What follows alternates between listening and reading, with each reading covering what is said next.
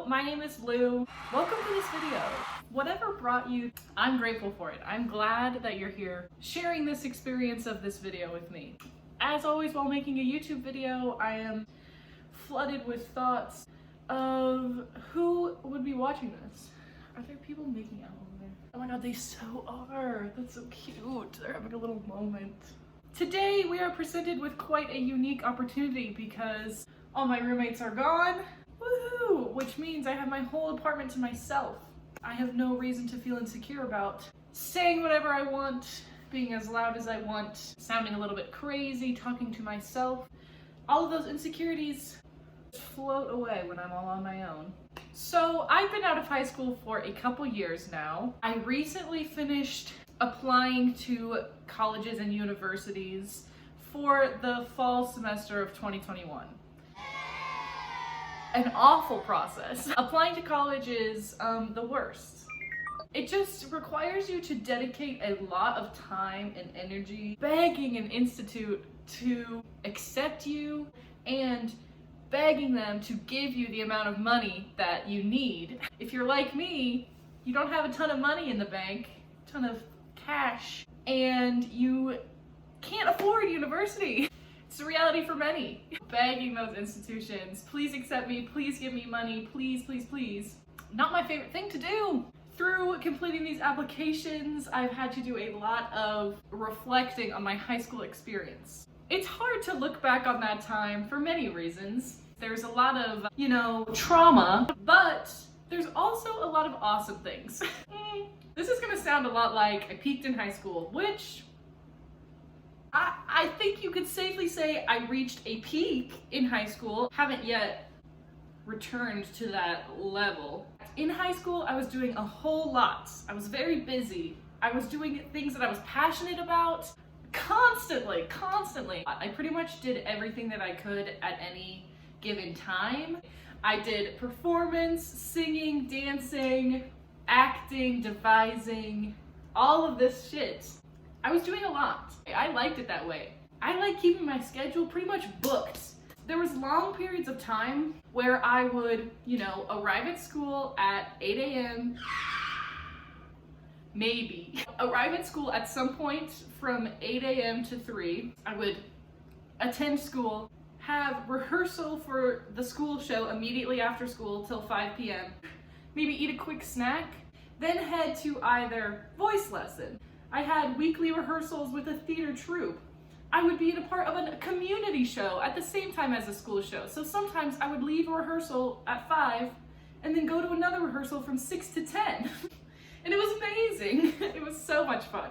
Right when I graduated, I was really hit with the reality of when you're in high school, there's a lot of things for you to do at school itself, plus opportunities in the community for, youth activities.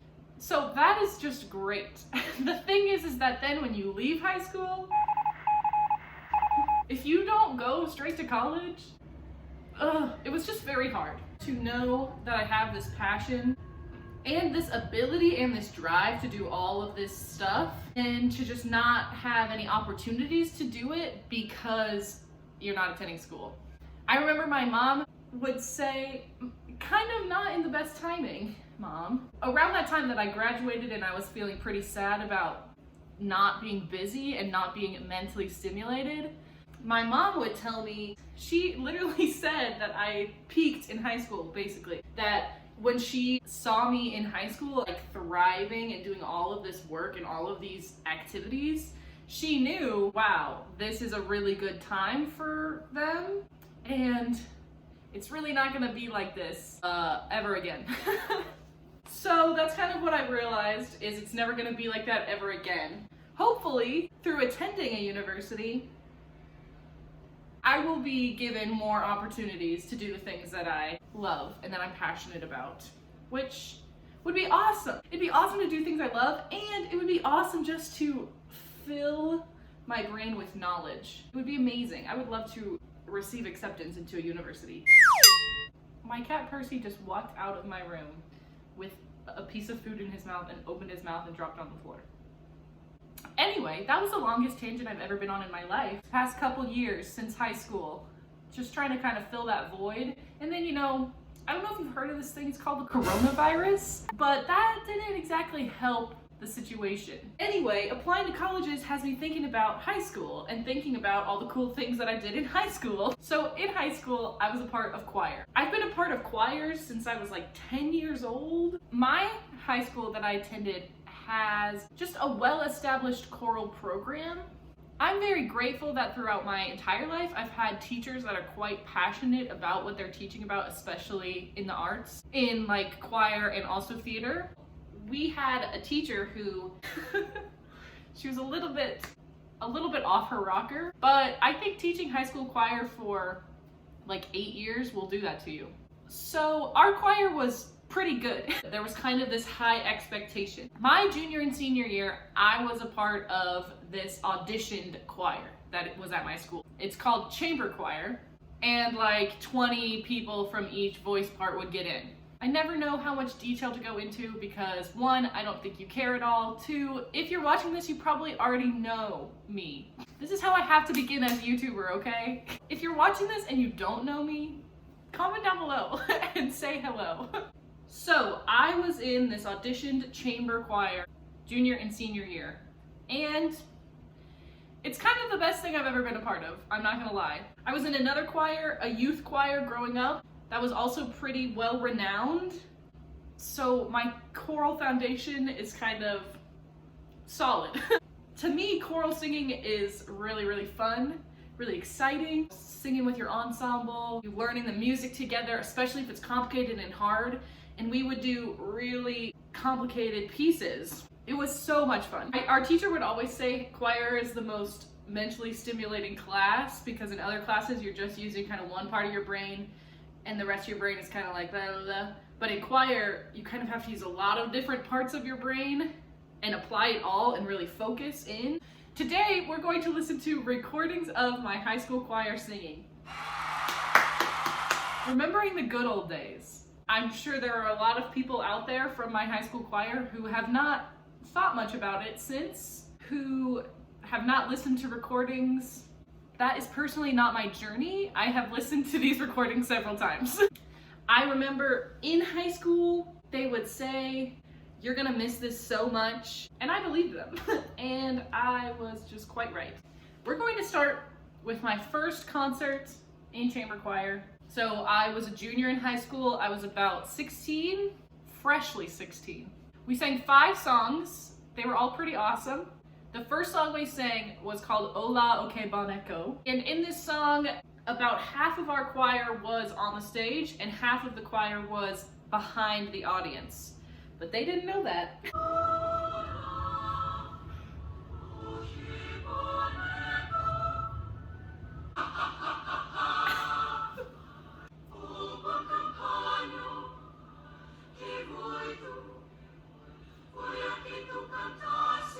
Can you hear that little voice in the back? It's the echo.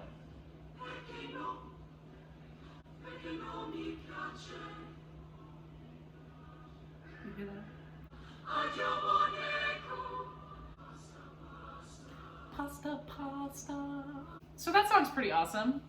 There was the echo in the back of the house that did everything. I think it was like 2 measures later. I really liked that song. I think it was kind of simple and cute in its style and arrangement and the way it sounds. But to have that echo kind of just adds that like quirky little cool thing. And also I just like love doing that to an audience, just kind of like shocking them. I imagine some people were like turning around like, whoa, what's happening? The story is kind of like they hear an echo obviously and they're like yelling to the echo and it kind of having a conversation back and forth. And I just always love the lyrics because the singer doesn't understand the echo, so they're like getting mad at it. They're like, "You're a dumb idiot," and then the echo's like, "You're a dumb idiot," and they're like, "It's silly, I liked it," very lighthearted. It's like a good way to introduce a choir for the first time, I think. Very fun. The next song that we sang is my favorite song that we ever sang. Let's give it a listen. This soloist, beautiful. She was an amazing singer. This one is religious.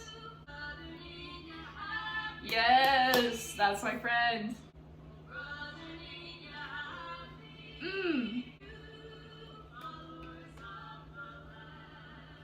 I want it to be louder. I feel like you can't hear it.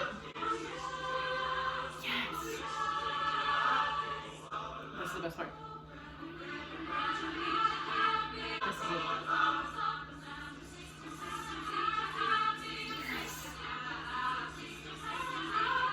That's just so witchy.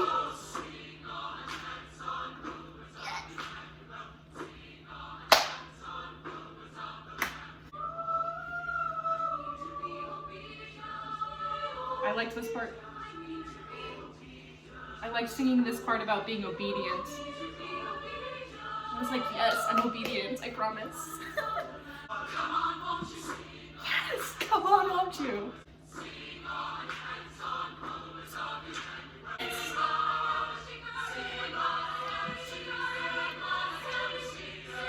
Key change.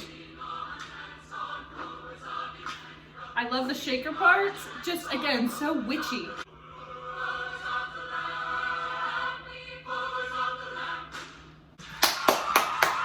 Yes! God, this is a thumping applause. Oh my goodness. It's called Sing On, Dance On. Such a beautiful, like, idea. It's that part, come on, won't you sing on, dance on. Love it. Being obedient, following the lamb, you know, whatever that means.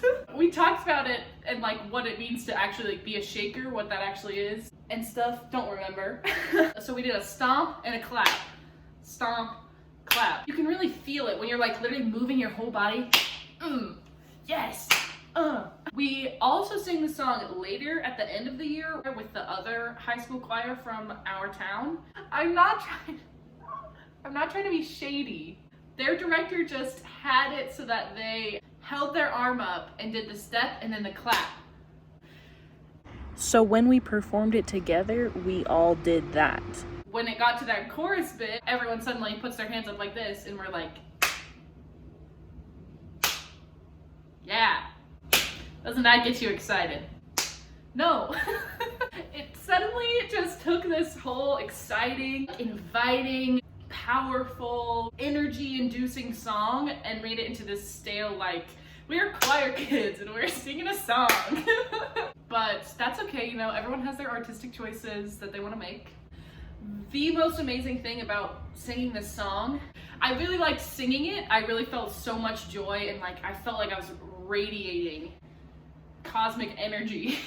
But what was also amazing about it was right when we finished, right when we did that last like stomp and clap together, the audience just stands up and is just losing their minds. And I was losing my mind too. And they literally stood up immediately. I've never seen anything like that. I've seen so many awkward, very slow standing ovations. A few people start standing so then everyone feels like they have to. It wasn't like that. And it wasn't even the end of the concert. Like in the middle of a concert, they just loved that song so much. It got them so hyped up, they literally had to stand up. And that was just amazing. The next song we sang was called Flight Song. I was a fan of this song. I thought it had a good message, a lot of lines that I could really like sing. It's very like supportive, like I'm here with you in all your worst moments, which I love a song like that. And I like the sound of it, a pretty good tenor part, I think, throughout it too. And the tenors that stood behind me, they were so good. Their voices were beautiful. They were on it. Amazing. Anyway, let's listen to it. Oh, but our teacher didn't like this song. It's very, already you just are like, oh, that's a choir song. This is at every choir concert you've ever been to.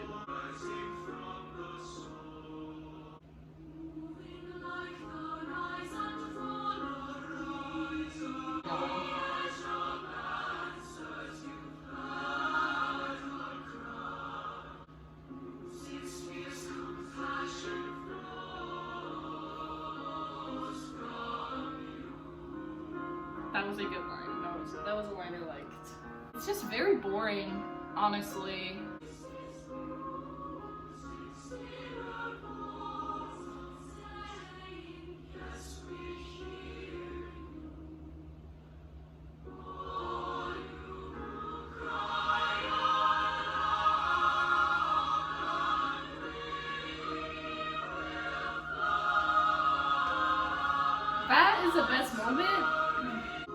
but still, it's bland. I think that if we were really passionate about this song, that would be the only thing that could have saved it. My director really actually did not like this song.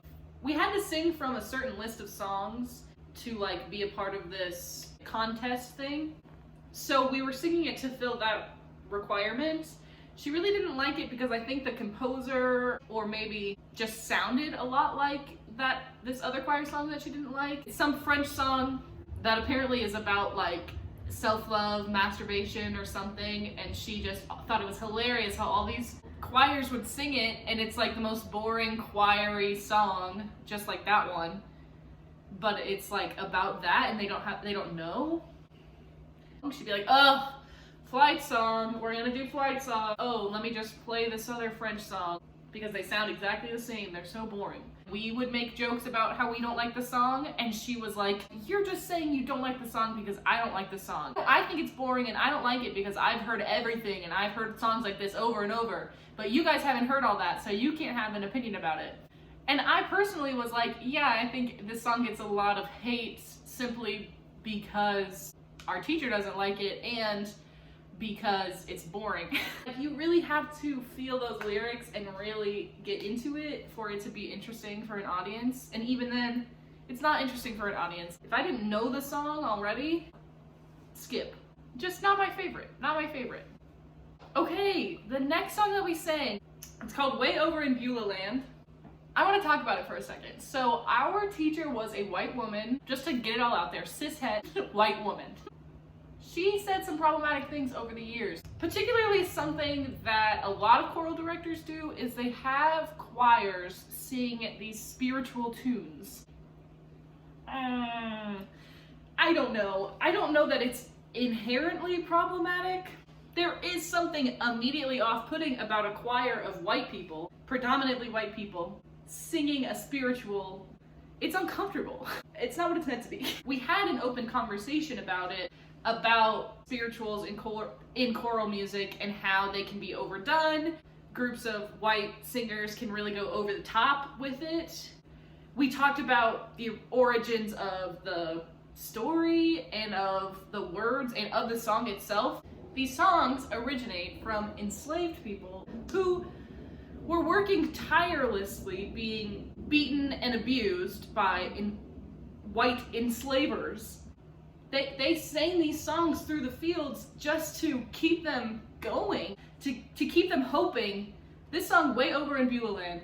So Beulah Land is heaven, is the promised land, right? They are singing that they have to keep hope for the promised land because they have no hope in the world. Their lives, horrifying. And we kind of touched on it. And the reason we were doing this piece, I imagine, is because it's very technically difficult. We want to prove we're awesome. We want to put in a lot of hard work onto a song that's going to have a lot of payoff. It's by Moses Hogan. We stan. He creates amazing works. I still don't think that justifies singing songs that have words written the way that this song does. The accent written into it. I think it's very inappropriate, to be honest. I'm embarrassed about the speech of this song and any other spirituals we did. Let's just listen to it. It's a pretty amazing song. We sound pretty freaking good when we sing it too. It's just definitely problematic. I wouldn't choose it to perform with a predominantly white choir at all.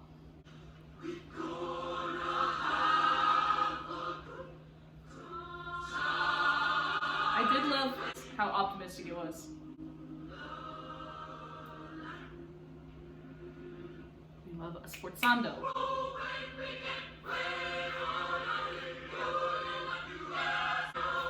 Yes! That, oh, we gonna have a good time. That was my favorite part. Dem, no. That particular part where it would be the sopranos, like kind of like the verses, oh my lord. Our teacher, what she's asking them to emulate, problematic. We were a bunch of 16, 17-year-olds singing this song without really understanding. It's performed in front of an audience, and like, we had no power over that at all.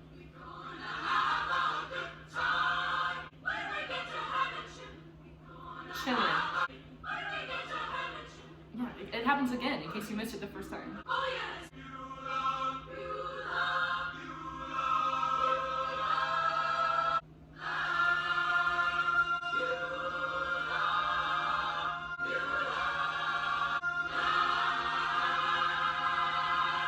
You hear that? Ah! I'm pretty sure my friend did that high note. Talk about a gratuitous ending. Just kind of over the top. We sang one last song at this concert. This audience has been here, you know, for a couple hours now listening to high school choral music. We kind of wanted to shock their system. This was an awesome song. It's called Gara Que Lare. I was kind of talking about witchy vibes before with Sing On Dance On. This song is literally, it's about witches. It's in some language. I think it's dead. I think it's a dead language, but it's like the language of the witches. I remember we did a very specific, we were so extra. I mean, I say we, but you know, these were all choices made by our director. She cued us in very casually, and then we sang this.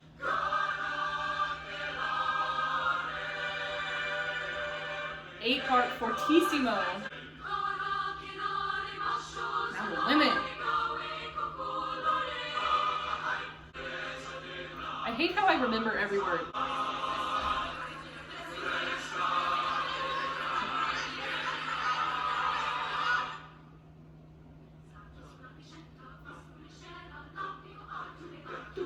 Literally all the words are playing in my mind.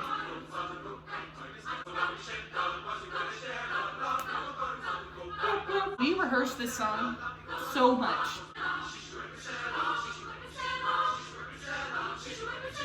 That part there, each of those ha-has is like split up all over the place and so close together. I remember rehearsing those endlessly.